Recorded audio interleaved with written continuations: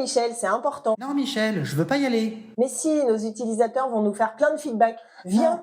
Non, le produit, il n'est pas fini. On n'a pas besoin de feedback, ils vont nous remonter des trucs qu'on sait déjà. Mais non, on sait pas ce qu'ils en pensent. Arrête, ils ont autre chose à faire, ils ont un vrai métier. On va pas leur prendre leur temps, on va pas les déranger. Allez, viens. Non, on est bien entre nous, entre membres du projet.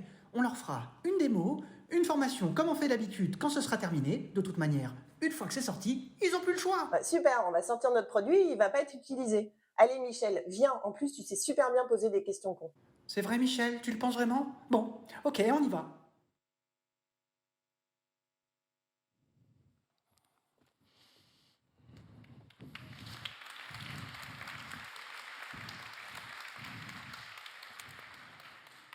Bonjour, je m'appelle Michel.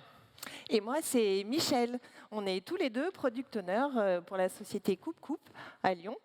Et on va utiliser des démonstrations. Donc, on va vous demander, alors, je sais pas, on voit rien, mais ceux qui sont loin, vu qu'on va avoir plein de vidéos et qu'on vient de loin en plus, ça serait cool de se rapprocher, qu'on puisse vraiment gérer les interactions avec vous, parce que c'est le but. On va un peu aussi tester cette conférence avec vous, quoi. Alors, vous attendiez peut-être à avoir Sylvia et Greg sur scène. Ils ont eu un petit empêchement, ils nous ont demandé de les remplacer au pied levé aujourd'hui. Donc, on va essayer de faire honneur à cette présentation qu'ils ont présentée et faire ça avec vous. Et donc, animer pour vous aujourd'hui comment récolter du feedback génialissime en posant des questions cons. Et on va voir ça au travers de ce qu'on appelle les tests utilisateurs avec modération, c'est-à-dire avec une personne qui anime le test avec les utilisateurs. On voulait remercier les sponsors de cette conférence. Alors, merci à Platinium, ASI, Thales, Gold. Michel, merci beaucoup à tous les sponsors. Ça va être un petit peu long quand même. Donc merci à tous les sponsors de rendre possible cette conférence. On sait à quel point c'est important.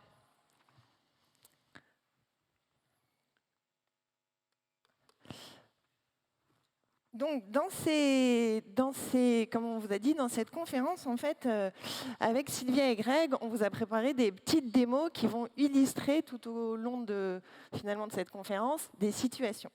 Alors, vu qu'on se ressemble beaucoup avec Sylvia et Grégory, Michel et moi-même, en fait, on joue dans les vidéos les modérateurs du test. Et Grégory et Sylvia joueront les testeurs, parfois appelés Monsieur et Madame Pignon.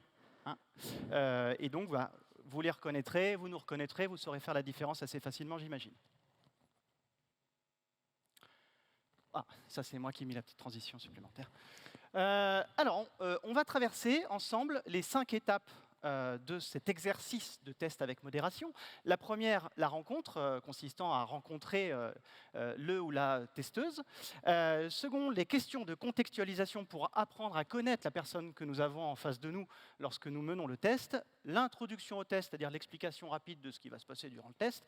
Le test où on va tester. Et le débriefing, où on aura l'occasion de revenir sur l'expérience de test. Donc la première étape, la rencontre, c'est vraiment là où vous finalement créez c'est le premier contact avec votre utilisateur. Donc c'est là où vous allez un peu créer ce lien. Donc imaginons que vous allez chez votre utilisateur, que vous êtes accueilli chez lui. Donc c'est bonjour, merci de m'accueillir chez vous. C'est très joli d'ailleurs. Est-ce qu'on peut s'installer là pour commencer et faire le test ?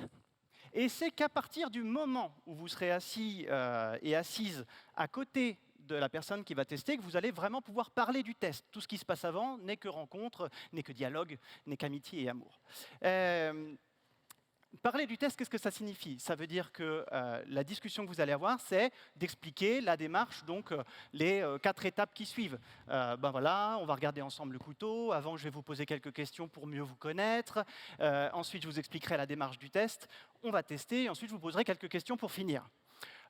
L'occasion aussi, à ce moment-là, de demander quelque chose qui peut être très utile, c'est-à-dire capter le test en vidéo. Ce qui serait très pratique pour moi, ce serait de pouvoir filmer ce test, de voir comment vous agissez et vous interagissez avec notre couteau et et vous filmez vous pour voir comment vous réagissez, ce qui nous permettra derrière, et ça ne restera que dans l'équipe qui travaille sur la conception du produit, de pouvoir revisionner ensemble tout ce qui se sera passé et surtout me permettra, moi, de toujours être avec vous dans le test pour être pleinement en contact. Pour ça, je vous demanderai de signer un droit à l'image, ce qui est totalement légal. Cependant, ce n'est pas une obligation. Si vous ne souhaitez pas être filmé, ce que nous comprenons tout à fait, il me faudra juste me laisser le temps de prendre des notes de temps en temps pour que je puisse garder trace de notre moment ensemble. Ça marche pas. Ah là là là là. Ah, ça marche vraiment pas. Ça marche trop bien, en fait. Mais ça marche pas du tout. Alors, Ça va la sinon deuxième étape, c'est bon, ça marche. La deuxième étape, les questions de contextualisation. En fait, dans cette étape, vraiment le but, c'est de mettre en profil, c'est mettre en perspective finalement le profil de votre utilisateur et les feedbacks qu'il va vous donner. Par exemple, avant d'être chez Coupe, j'étais product owner chez Air France et moi j'étais dans le domaine cargo, donc avec le fret, etc., dans les hangars. Et on a mis en place une solution logicielle pour finalement aider les clients qui venaient récupérer leur fret, savoir est-ce qu'il était arrivé, où il devait aller, dans quel hangar. Et donc en fait, on avait vraiment deux utilisateurs. On avait la petite, on va dire, pas standardiste, mais la personne de l'accueil qui finalement était l'interface avec les clients qui venaient avec un numéro de référence en disant bah voilà, moi je vais chercher tel truc, est-ce qu'il est bien arrivé? Donc elle vérifiait oui, c'est bien arrivé et elle indiquait le hangar où il devait aller chercher le matériel. Et il y avait le deuxième utilisateur qui était le manutentionnaire finalement avec ses gros gants et accéder finalement au logiciel un peu tactile qui lui saisissait le numéro du client et avait l'information et avec son chariot allait chercher la marchandise pour le délivrer. Et on s'est rendu compte que ces questions de contextualisation étaient vraiment importantes parce que c'était là où on pouvait cerner finalement ces deux profils. On avait vraiment deux utilisateurs différents avec deux scénarios et complètement différents avec des caractéristiques. Donc ces questions de contextualisation sont une étape importante dans la démarche des tests utilisateurs. Et nous allons donc voir une petite démonstration que Michel a fait avec Grégory en préparation de cette conférence. Vous êtes bien, Monsieur Pignon? Oui.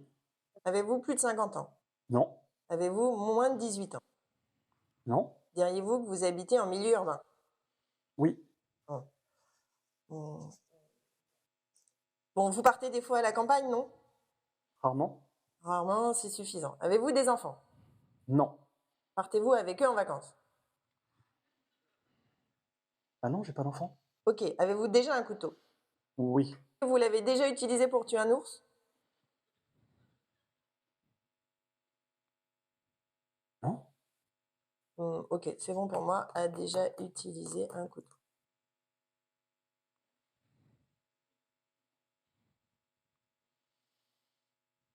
Donc là, en tant que modératrice, à votre avis, j'ai été bonne modératrice ou mauvaise modératrice? J'ai pas peur du feedback, allez-y. C'est à sans faute. Là, je pense que c'est l'unanimité. Effectivement, là, quand on m'a demandé de jouer ce rôle, je suis restée derrière mon écran. Le contact, comme je vous en ai parlé, même pas. Là, je ne fais même pas allusion, j'essaye même pas. Je me cache derrière. Comme vous avez pu vous en rendre compte, les questions de contextualisation, c'est pas ça non plus. Elles s'enchaînent et sont carrément à côté de la plaque par rapport à ce que l'utilisateur me répond. Donc effectivement, dans cette première approche, c'est pas top. Et puis il faut faire attention aux outils.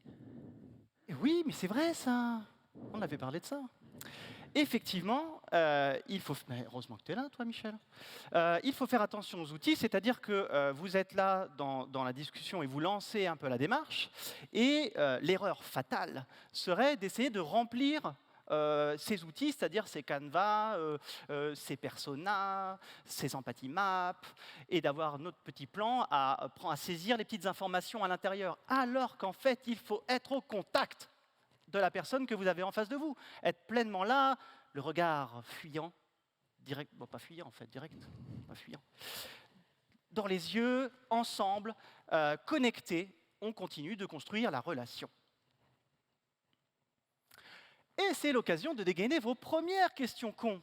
Questions cons étant des questions courtes, ouvertes et neutres. Par exemple, vous pouvez demander où vivez-vous au lieu de demander habitez-vous dans une grande ville. On est déjà dans du oui-non, donc on est dans une question ouverte. Où est-ce que vous vivez? Faites-vous souvent du camping à la place de quel type de vacances faites-vous le plus souvent? Non, c'est l'inverse. Je suis fatigué, moi. Quel type de vacances faites-vous le plus souvent plutôt que faites-vous souvent du camping?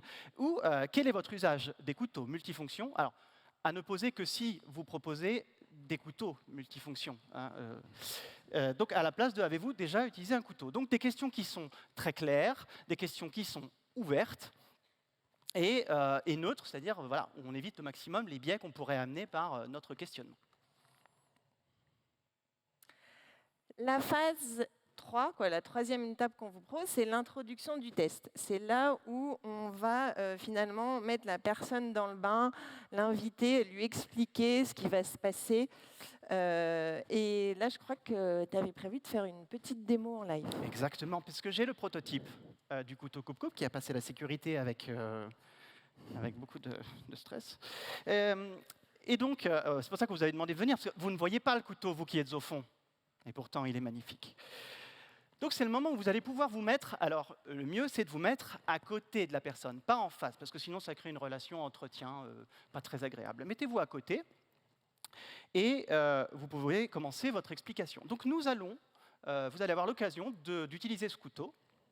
Je vais vous le donner, mais avant ça, je veux 2-3 explications pour que ça se passe parfaitement pour tout le monde.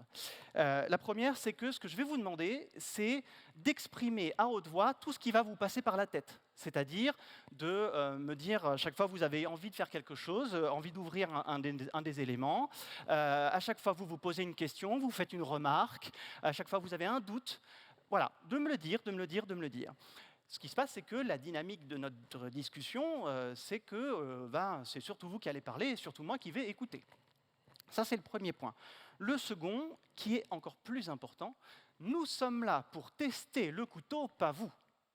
Donc vous ne pouvez pas vous tromper, vous ne pouvez que nous apporter des informations utiles pour améliorer ce que sera notre couteau final.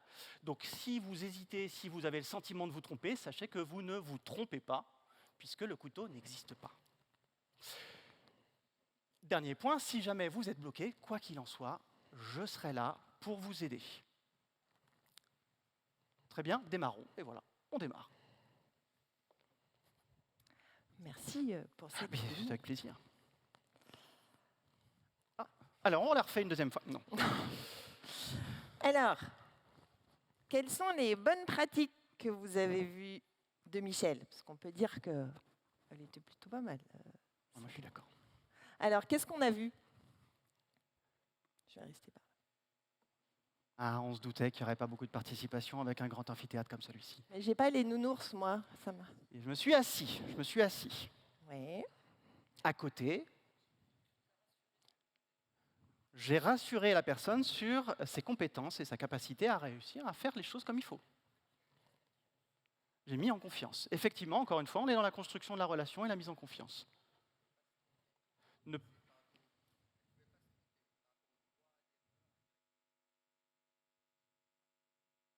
Elle ne peut pas se tromper, l'erreur n'existe pas, et il est important d'expliquer que l'erreur n'existe pas, sinon les gens s'empêchent de tester, d'expérimenter, de regarder, de découvrir. Donner les attendus. Je crois qu'ils ont tout dit. Et c'est important, effectivement, de s'exprimer, de ne pas garder les choses dans sa tête. Je crois qu'ils ont tout dit. Mettre à l'aise, demander de verbaliser. C'est vrai que les moments de silence peuvent être parfois un peu longs. Être en soutien, il a pas de critique.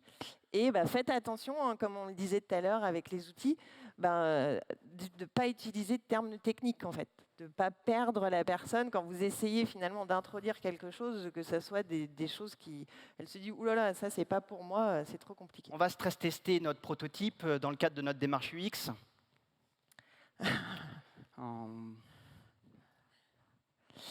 Et donc là, on va vous montrer à travers des démos deux petites choses qu'il faut éviter. Bon, on va pouvoir lancer le test. Bon, vous allez voir, c'est pas grand-chose, c'est vraiment un travail en cours. Il y a peut-être des choses qui marchent pas. Vous nous direz. Voilà, ça fait longtemps qu'on travaille dessus, donc j'espère que ça va bien se passer. Mais bon, c'est une version d'essai. On verra bien. Tenez. Non, mais vous inquiétez pas, il a l'air très bien, ce couteau. Alors là, qu'est-ce que je fais dans cette démonstration? Tu peux même passer la slide suivante. J'ai tendance à sous-évaluer mon produit. Et donc dire c'est pas grand chose, c'est qu'une version en cours, il y a probablement des erreurs, avec deux possibilités à la clé en termes de retour de la part de la personne qui teste. La première, c'est qu'elle soit bien d'accord pour dire que c'est bien pourri et qu'elle ne regarde que les mauvais aspects du couteau et qu'elle ne se focalise que là-dessus dans le reste du test, première possibilité. Ou la deuxième, comme l'a fait Sylvia dans cette démonstration, c'est d'essayer de me rassurer et donc d'éviter de me dire des choses qui fâchent, parce que sinon je vais pleurer. Okay. Donc, attention, ça induit forcément une orientation dans la réponse ou dans la réaction de la personne que vous avez avec vous. Deuxième démonstration. Vous allez tester notre tout nouveau couteau. Ça fait 2 ans qu'on est sur le design. J'ai moi-même supervisé toute l'équipe. J'ai mis vraiment beaucoup de moi dans ce couteau. Donc voilà, donc je vous demanderai de le tester, de me critiquer, de le critiquer. Bon bref, allez-y, testez-le. Non, mais vous inquiétez pas, il a l'air très bien, ce couteau. Donc là, clairement, à travers toute cette introduction, j'ai peur du jugement. En fait, j'ai tellement mis dans ce prototype tellement de cœur, j'ai participé, voilà, c'est un peu mon bébé. Derrière, je fais passer à travers cet exemple, ce sentiment-là. En plus, moi, je suis une hyper émotive. J'étais à 2 doigts de pleurer même quand je lui dis si elle me dit quelque chose de pas très sympa. Donc voilà, ce qu'il faut vraiment retenir, c'est se détacher de votre produit. Comme le disait Michel tout à l'heure, c'est vraiment le produit qu'on va tester, pas du tout nous. Donc le feedback doit être orienté sur ce fameux produit, pas sur nous. Et si vous n'arrivez pas, si finalement ça vous tient trop à cœur sur des projets ou des produits qu'on dirait assez longtemps pour que ça sorte, demandez à quelqu'un d'autre. Prenez, si vous avez une équipe, un UX designer ou quelqu'un qui a l'habitude d'être en contact avec des utilisateurs pour récupérer soit des choses en amont, soit en aval, et faites ce test par quelqu'un d'autre qui, lui, sera complètement détaché. Et comme ça, le feedback de votre utilisateur sera vraiment orienté sur le produit. Quelque chose qu'on pratique beaucoup chez CoopCoop. Et alors, passons au cœur de cette présentation. Là, l'objectif de cette partie, c'est le test. Bon, commençons le test. Imaginons, vous êtes au camping et vous avez envie de vous faire un apéritif de camping. Et on a d'ailleurs mis une petite piquette pour le test que je vais vous demander de prendre pour tester le tire-bouchon qui est ici. Ça rentre pas facilement. Ah bon? Oh, c'est surprenant. Il doit y avoir quelque chose qui empêche le tire-bouchon de s'enfoncer, mais normalement, sur nos bancs de test, ça marchait vraiment très très bien. Maintenant, je vais vous demander de trouver la scie et de prendre la scie. Je vais vous aider. Il est ici. Non, elle n'est pas ici. Si, où est-ce qu'ils m'ont mis ça encore? Elle est là, elle est là.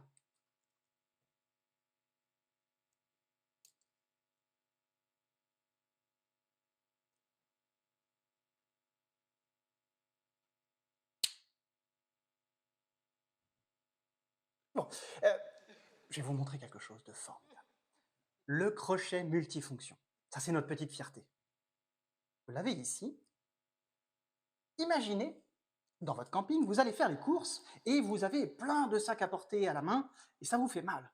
Vous pouvez accrocher vos sacs sur ce crochet et porter vos sacs sans vous faire mal. Vous faites du hockey? Admettons, vous faites du hockey. Vous pouvez utiliser le couteau pour tirer les lacets des chaussures de hockey. Vous aimez regarder des films sur votre téléphone? Beaucoup de gens adorent ça. Vous prenez le téléphone, vous mettez le couteau en support et vous pouvez poser le téléphone pour... Bon, la table glisse un petit peu, mais vous verrez, sur le produit fini, ça marchera très très très bien. Voilà, pour moi, normalement, on a vu tout ce qu'on avait à voir. Voilà. Bah non, il est où le cure-dent? Le cure-dent? Ah oui, oui, le cure-dent, oui, oui, il arrive très bientôt. On est en train de travailler dessus et normalement, il est prévu, c'est la prochaine chose qu'on va rajouter dans la prochaine version.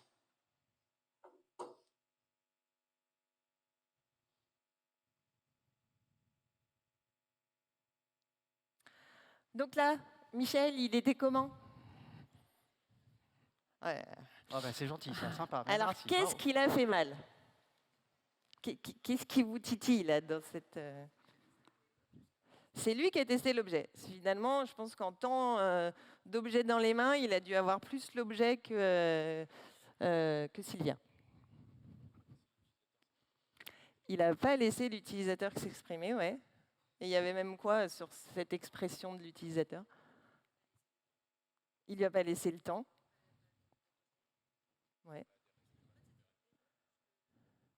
Ouais, c'est une démo plus qu'un test. Alors, c'est souvent la frontière, hein, de même dans les équipes aujourd'hui, on ne va pas tester notre produit, on va démontrer notre produit.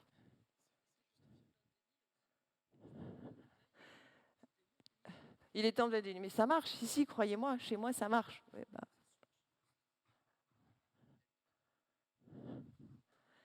Il a dit, je sais pas quoi. Il a dit béni oui oui est ce que demandait l'utilisateur. Ouais. Il a aussi pas demandé de verbaliser. Le grand moment de silence qu'on aime tous, où c'est bien gênant, bah c'est ce silence-là en fait qu'il faut attraper. D'où l'intérêt de la vidéo. Des fois, on ne se rend pas compte en fait qu'il y ait ces silences, même si là il était bien long.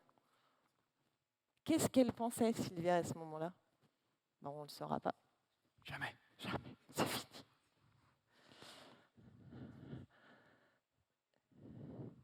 Voilà, elle lui a donné d'un couteau et ben voilà, on ouvre, on regarde, ouais, c'est bien. Puis il y en a qui s'expriment pas plus facilement que ça. C'est pas, tout le monde n'a pas la parole facile et on s'arrête là. Je crois qu'on a tout dit. On est pas mal, hein? Quel public? Vous êtes trop bon. On va commencer. Ah oui. Ah ah! Attention les transitions. Regardons désormais une démonstration donc, de Michel avec Grégory pour voir si ça se passe un petit peu mieux. On va commencer le test. Imaginons qu'on est en camping et que c'est l'heure de l'apéro. Je vous invite à prendre le couteau et dites-moi ce que vous avez envie de faire. J'ai envie de trouver le tire-bouchon, parce qu'il y a une bouteille devant moi. Je ne sais pas où il est, mais, mon œil est attiré par ce grand élément là qui ressort.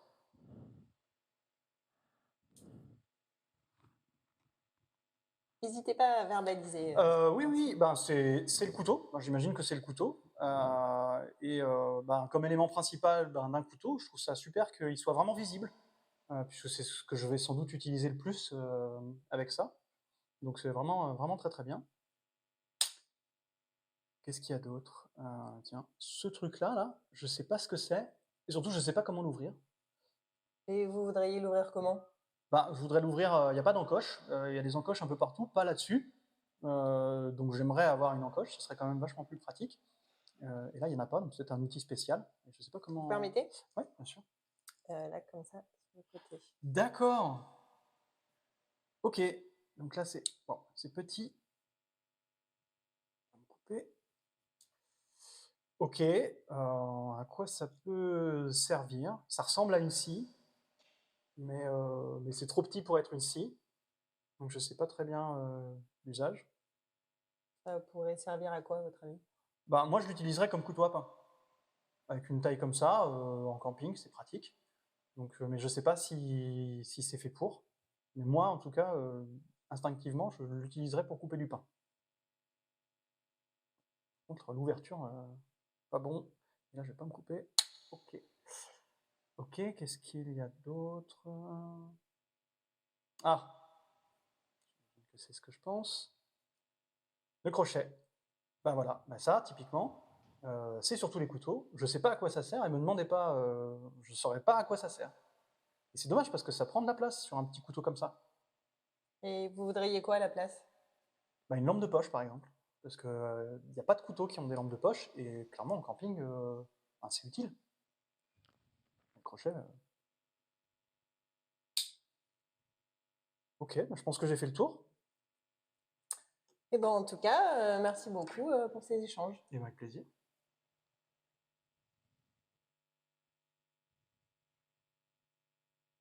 Alors, cette deuxième version du test, Est-ce que c'était mieux? Oui, des pouces en l'air. Pouces en l'air. vous pouvez le dire. On n'a pas ouvert la bouille, on l'a bu après. On l'a bu après les tests.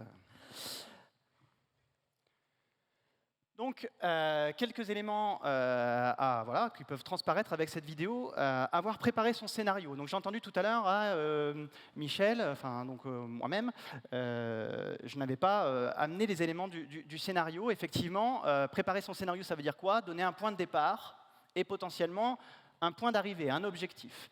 Typiquement, donc moi-même, avant de travailler chez Coupe Coupe, j'ai travaillé pour un bailleur social sur Rouen. Qui souhaitait refondre complètement son tunnel de proposition des logements pour des personnes voilà, qui faisaient appel à un bailleur social. Et donc, on avait fait tout un prototypage. Et le point de départ, c'était que les personnes se baladaient dans le site Le Bon Coin pour voir une liste d'appartements ou de logements. Donc c'était le point de départ. J'étais à côté de la personne. Vous êtes sur Le Bon Coin, vous voyez un ensemble de logements et vous allez être basculé sur le site ou le système du bailleur social. Et votre objectif, c'est donc de valider, de vérifier si le logement que vous avez choisi est compatible avec les possibilités qui vous sont offertes. Et donc, on avait le point de départ, vous arrivez sur Le Bon Coin, et l'objectif, c'est d'aller au bout de la démarche et de vérifier que le logement, vous pouvez l'obtenir. Voilà, tout simplement. Donc, première chose, avoir préparé son scénario. Le deuxième pendant test, c'est bien connaître son outil et ses limites. Non, il n'y a pas de lampe de poche aujourd'hui dans notre couteau suisse, mais et je ne sais pas s'il y en aura une d'ailleurs, mais voilà. Mais c'est bien connaître, c'est prendre les remarques quand la personne n'arrive pas. Donc c'est aussi lui demander finalement si on peut l'aider, parce que la personne peut être bloquée. Troisième point, laisser faire, c'est une démarche non interventionniste. Et donc, d'attendre que vraiment, voir que la personne est bloquée pour créer l'interaction ou de sentir un flottement pour revenir sur le devant de la scène. Mais tout le reste du temps, tant qu'il y a du mouvement, tant que la personne s'exprime, on laisse faire. Rester dans le moment. Pas trop réfléchir, c'est vraiment vivre la situation, voilà, le couteau, la bouteille, voilà. Essayer de se dire, imaginons, on est dans le camping, donc le faire vraiment rester dans cette situation et laisser de se projeter comme si qu'il la vivait vraiment. Et encore une fois, un espace de questions cons, typiquement, que souhaitez-vous faire? Qu'aimeriez-vous que cette truc fasse? Je ne sais plus trop ce que tu disais, Michel, dans cette démonstration. J'ai un petit trou de mémoire. C'est toi qui as les fiches, c'est pas moi. Non, mais donc un ensemble de questions de relance qui sont très ouvertes. On a une petite question qu'à un moment donné, Michel a posée, qui était que pensez-vous à quoi ça sert en fait? Ce que vous avez en face de vous, d'après vous, à quoi ça sert? C'est une question concerte, mais c'est une question qui peut être mal interprétée par la personne. Que pensez-vous que cela fait? Peut être vu comme une question test. D'après vous, est-ce que vous avez raison, est-ce que vous avez tort, est-ce que vous avez compris à quoi ça servait? Préférez donc, encore une fois, les formulations autour de qu'aimeriez-vous ou comment verriez-vous, de manière à renvoyer à la personne qui teste, au testeur ou à la testeuse, le choix de l'utilisation de ce qu'elle a en face d'elle et qu'elle ne comprend pas forcément. Ce qui vous permet potentiellement d'avoir des trouvailles hyper intéressantes, puisque vous n'auriez jamais pensé que ce que vous aviez mis là puisse servir à autre chose que ce que vous aviez imaginé. On va passer... Quelle transition! On va passer la cinquième étape, donc le débrief. C'est là où vous allez récupérer le feedback de l'utilisateur. Et là, je crois que Michel a prévu une démo. Oui, c'est moi. Bon, ben, le test est enfin fini, ça vous a plu? Oui. Ok. Vous diriez que ce couteau est pourri, très utile ou indispensable? Juste utile. J'ai pas juste utile, j'ai très utile. C'est ce qui s'en rapproche le plus. Ça vous dirait? Non. Je mets très utile, ça rentre dans les cases comme ça. Ok. Donc j'imagine que ce couteau, il vous plaît alors.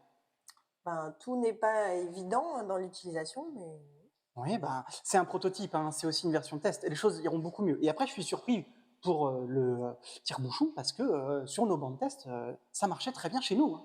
Je suis surpris, je suis désolé. Très bien. D'après vous, qui seraient les acheteurs potentiels de ce couteau? bah, je sais pas, moi, qui serait intéressé par ce genre de couteau. Vraiment, vous savez? Non? Bon, ben, dans ce cas, c'est bon pour moi. Merci beaucoup pour cet échange, et merci beaucoup pour votre accueil.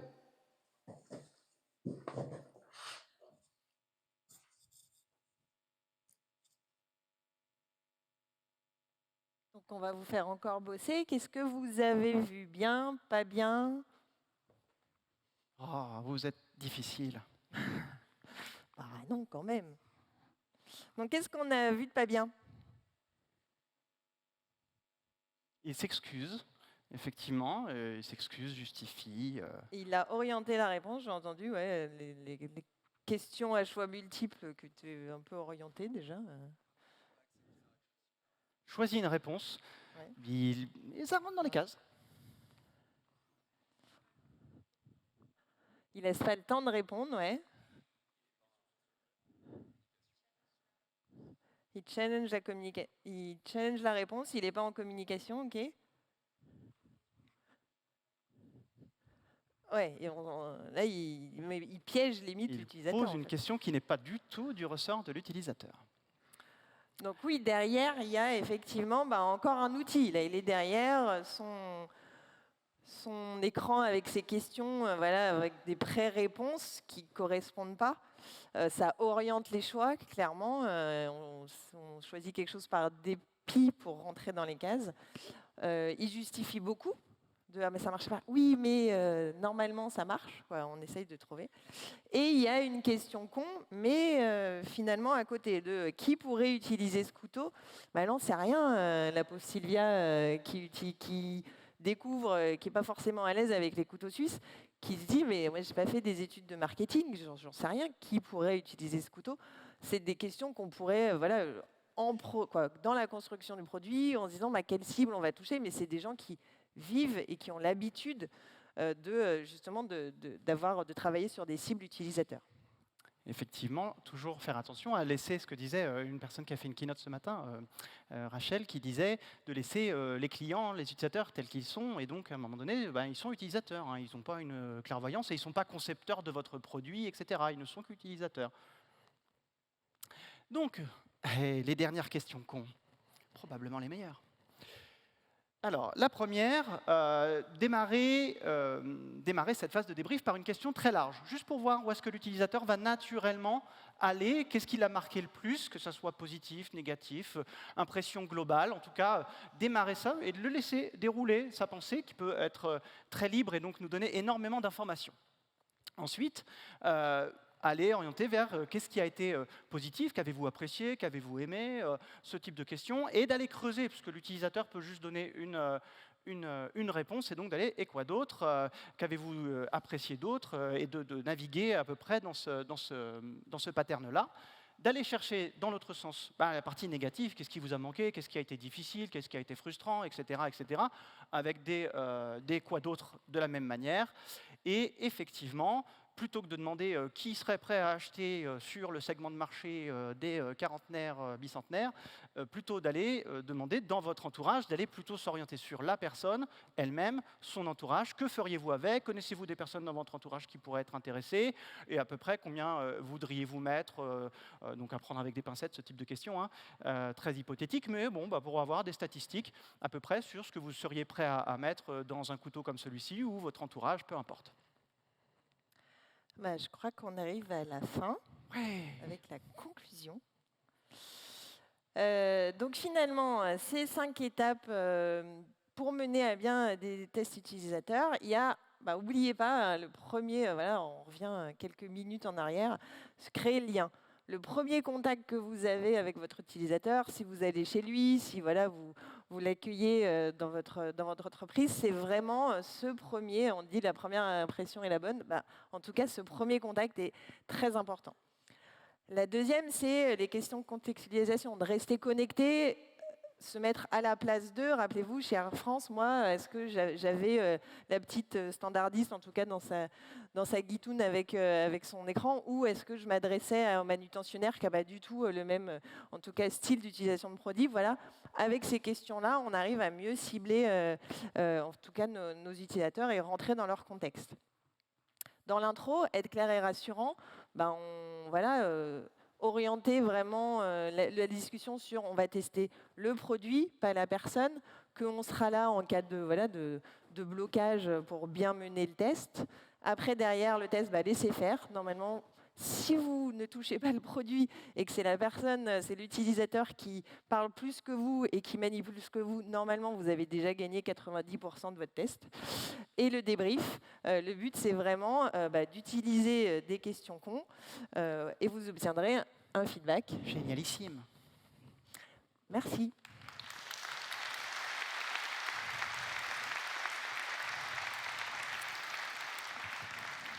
Merci beaucoup d'être venu à cette conférence.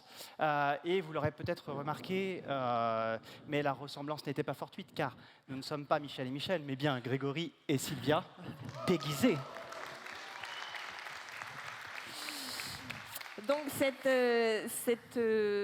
conférence, elle a été inspirée par un des livres, là, les 8 astuces pour réussir ses interviews utilisateurs. Le titre vient de là. En fait, c'est en parcourant ça qu'on s'est dit, les questions cons, ça va plaire, c'est percutant. Et après, derrière, tout le déroulé, et en tout cas, toute l'inspiration vient de ces livres. Comme a parlé juste avant The Mom Test, on vous le conseille aussi.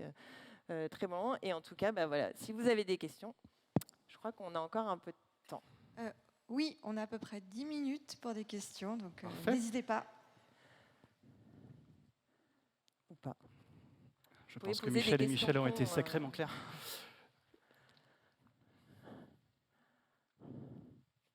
Ah, ça fait des kilomètres à la fin de 2 jours. Hein. Alors merci. Et bravo pour les déguisements, je ne vous avais pas du tout reconnus, donc là, au top. Petit effet Superman. Ouais. Est-ce que vous pourriez nous en dire plus un peu sur comment vous constituez votre échantillon, comment vous préparez vos tests avec vos questions cons, et comment vous allez construire votre échantillon? Vous avez besoin d'en interviewer beaucoup. Racontez-nous un petit peu ça, s'il vous plaît. Il y a la démarche que nous on a, c'est beaucoup basé. Alors, moi j'ai beaucoup aimé le livre de Design Sprint qui est très très clair sur la manière de le faire. Et la recommandation, c'est pour faire ce type de test, de se dire entre 5 et 10 personnes, on doit pouvoir avoir un échantillon assez intéressant sur un segment. Donc c'est 5 à 10 personnes par échantillon, par typologie d'utilisateurs qui nous intéresse. Et donc on n'est pas obligé d'aller sur 80 personnes à interviewer de partout. En fait, on a une courbe d'apprentissage entre 0 et 5 qui est très très très très forte et qui va avoir tendance à se tasser, passer les 5, où on va plutôt être dans la confirmation des remontées, des hypothèses qu'on va avoir. Voilà. J'ai réussi le test. Une autre question?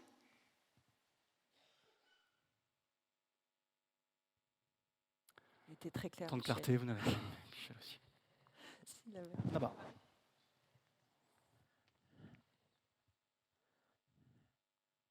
Merci. Merci pour votre présentation.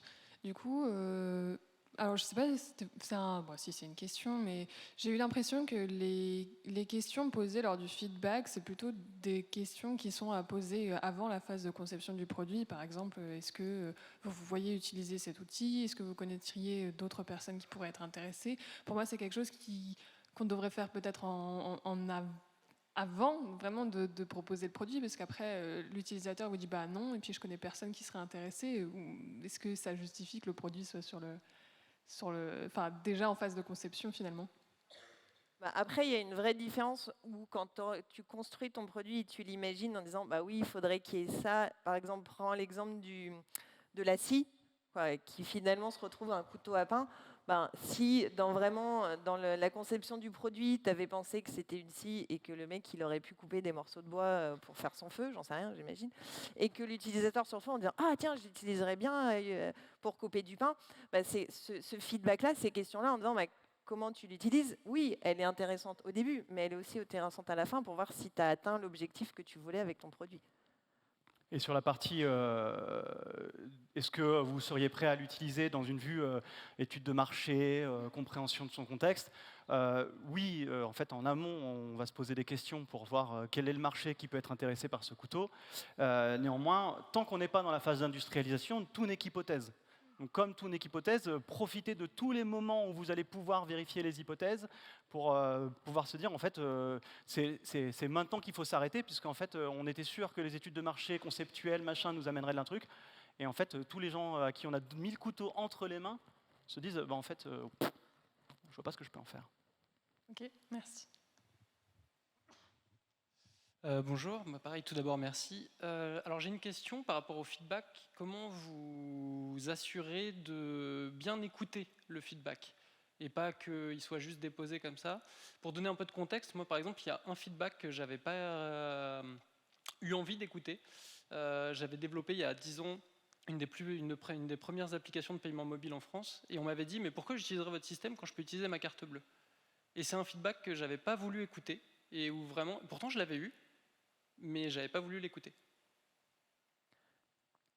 Après, tu prends ou pas les feedbacks. Là, l'exemple sur la lampe de poche, tu vois, si c'est un utilisateur lors d'une session qui te dit ça, est-ce qu'il faut l'écouter ou pas? Je sais pas. Tu vois, finalement, j'ai mon téléphone pour ma lampe torche.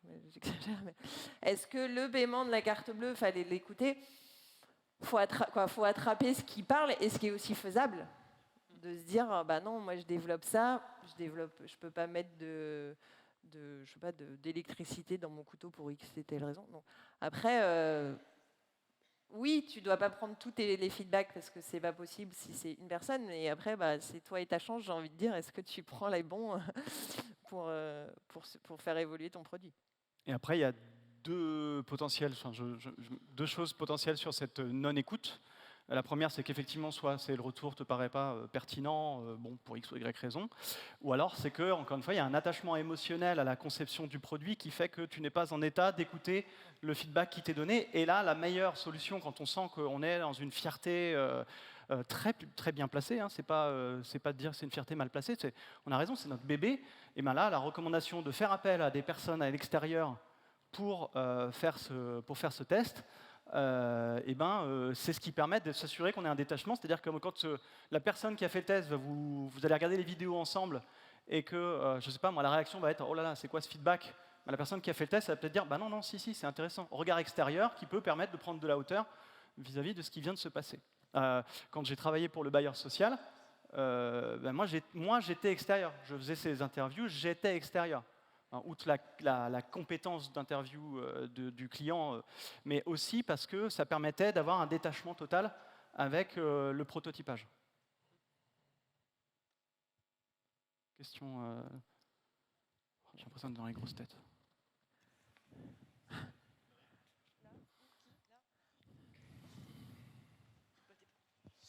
Merci. J'ai ri déjà et j'ai appris.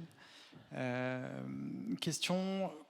Peut-être en amont, quel est votre retour d'expérience sur la mise en place de cette démarche-là, en termes de sensibilisation, quand ça n'existe pas, et que justement ce ne soit pas un exercice con, et que ce soit vraiment une composante du métier, une composante du produit, en espérant que ma question était assez claire. Ouais, c'est clair que c'est pas du tout naturel. C'est pas dans la culture d'entreprise aujourd'hui d'aller faire des tests utilisateurs. On parlait même le rapprochement avec la démo. C'est déjà pas encore une culture de faire des démonstrations aux utilisateurs pour démontrer. Alors les tests, c'est encore loin là. Ça commence. Moi, j'ai bossé même chez ex-oui SNCF, et là maintenant, je deviens testeur parce qu'il y avait des campagnes, machin. Je vais connecter. Donc, je pense que ça commence à rentrer. Derrière, le vrai avantage, c'est de se retrouver sur des feedbacks. essayer de le promouvoir et essayer de convaincre les gens qu'on peut se retrouver avec des feedbacks hyper pertinents en se disant quand l'utilisateur il a vraiment ça entre les mains, en fait il est vraiment à côté de ce qu'on voulait toucher. Alors est-ce que c'est bien, est-ce que c'est pas bien? Je sais pas, parce que peut-être qu'il en trouve une utilisation qui va lui être utile, mais finalement apprendre de cette différence, quoi, de cet écart. Après, comment on arrive à les convaincre? C'est pour ça qu'on a fait une conférence sur comment faire le test. C'est ça. Déjà si on les convainc qu'on fait bien les tests et que ça apporte quelque chose, déjà, tu as coché un truc. Non, on est d'accord que ce n'est pas une démarche du tout qui se pratique très peu. Il y a une peur d'aller voir les utilisateurs. Je ne veux pas les déranger. Moi, j'ai entendu ça 50 000 fois. Il y a 2 moments pour aller voir les utilisateurs. Il y a le moment de la captation d'informations, de l'étude des problématiques, etc. Et déjà, ça devrait être fait, ce n'est pas fait. Et donc on travaille avec des personnes, ça tombe. Il y a des personnes qui sont plutôt ouvertes à ça ou qui ont envie mais qui ne savent pas faire. Et donc c'est facile. On a déjà des personnes qui ont envie. Et il y a des personnes qui ont toutes les raisons du monde de ne pas y aller. Et je n'ai pas de solution miracle en tant que personnalité extérieure, à part essayer d'aller jouer avec le management pour donner les accès et essayer de... Voilà, ce qui arrive, en passant par le management qui va permettre d'aller débloquer des choses là où les personnes de terrain n'osent pas. Mais quand on arrive dans des structures qui n'ont pas cette culture-là et qui n'ont pas envie d'y aller, on a beau avoir tous les arguments du monde, il y a aussi tous les contre-arguments du monde en face, quoi. Oui, puis il faut se dire qu'on fait juste un produit pour des gens. Donc, essayons de les considérer. Il y avait une question là. Merci beaucoup, Michel et Michel. Je ne savais pas que j'allais vous retrouver sur scène quand je suis rentré dans la salle. Donc je suis content. C'est une question plutôt un petit peu philosophique. Si c'est moi le produit, je travaille pour une société. C'est l'inverse, c'est ça, c'est que c'est gratuit. Si c'est toi le produit, c'est gratuit. Comment est-ce que vous vous êtes déjà posé la question sur parce qu'on a beaucoup dans ma société actuellement la philosophie du feedback qu'il faut faire aux personnes, sur des personnes du coup, et donc est-ce qu'il y aurait moyen de tirer quelques ficelles de cette méthode pour faire du feedback, mais sur... Faire du feedback à quelqu'un. Ouais, de quelqu'un. Alors, je préférerais pas arriver tout de suite à utiliser les choses produits et humains, et plutôt d'aller voir des conférences ou des sujets qui sont sur le feedback individuel et des personnes, et peut-être de se dire, oh c'est rigolo, j'ai vu quelque chose ici, j'ai vu quelque chose ici, et je n'oserais pas promouvoir en disant si c'est notre conf, on a là-dessus, ça répond à tout, et de vraiment séparer les deux trucs. Tu peux lui poser des questions cons, moi je dirais. Par contre, tu peux poser des questions cons, ouvertes et neutres sur des sujets, quoi. Mais à mener un dialogue, plutôt dans une conversation. Ouais. Merci. Ça répond à ma question, donc c'est très bien. C'était un peu con. Ouais. On a dit question con, réponse conne aussi, donc après vous étonnez pas de la réponse.